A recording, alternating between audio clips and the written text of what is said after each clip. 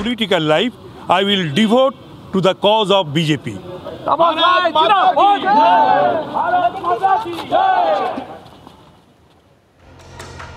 তাপস রায়ের বক্তব্য শুনছিলেন।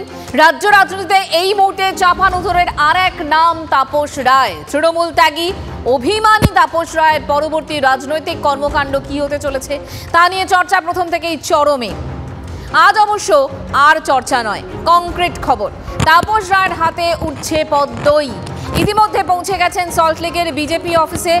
আজই যোগ দিচ্ছেন বিজেপিতে, নিজেই জানিয়েছেন সে কথা। আর এসবের মধ্যেই আজ দুপুরে বিধানসভায় গিয়ে অধ্যক্ষের সঙ্গে কথা বলেন তিনি। তার পদত্যাগপত্র গ্রহণ করা নিয়েও তৈরি হয় জটিলতা। পদ্ধতিগত ত্রুটি আছে দাবি স্পিকারের। ওই যুক্তি দেখিয়ে ইস্তফা গ্রহণ করলেন না স্পিকার। ফের তাপস রায়কে ইস্তফাপত্র জমা দিতে বলেছেন অধ্যক্ষ বিমান বন্দ্যোপাধ্যায়। কাল ফের তাপস রায়কে ডেকে পাঠিয়েছেন স্পিকার।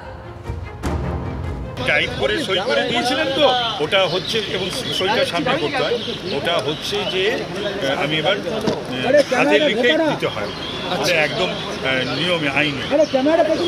কালকে আবার একটা সময় এসে সবাই তো এখানে রিজাইন করে করেছে, আমি তো সমস্ত কিছু থেকে রিজাইন করে আমি যোগদান।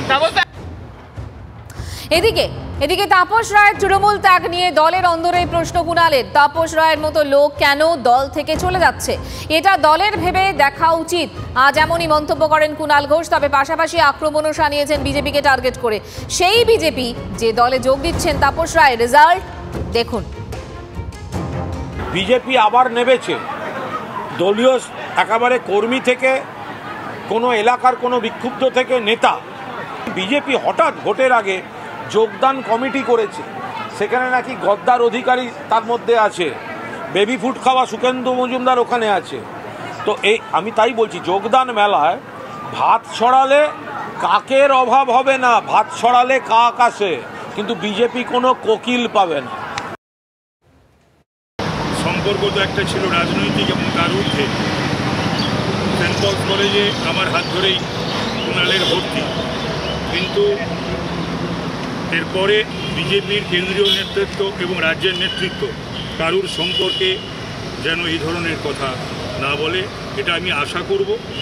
এবং যদি করে তাহলে আমার রিয়াকশান, প্রতিক্রিয়াও থাকবে। কাকে বলবো, কিছু তো বলতে হবে। কোথায় বলবো, কে শুনবে, কে তারপরে ব্যবস্থা নেবে, এসব তৃণমূলে ছিল না। তো সুতরাং একটা শ্বাসরুদ্ধ করা একটা অবস্থাতেও অনেক দিন ছিলাম। তো সুতরাং শুনতে তো হবে কাউকে। দুঃখ, জ্বালা, যন্ত্রণা, বেদনা, অবহেলা, উপেক্ষা, অবমাননা, এগুলো কিন্তু শোনার কেউ ছিল না।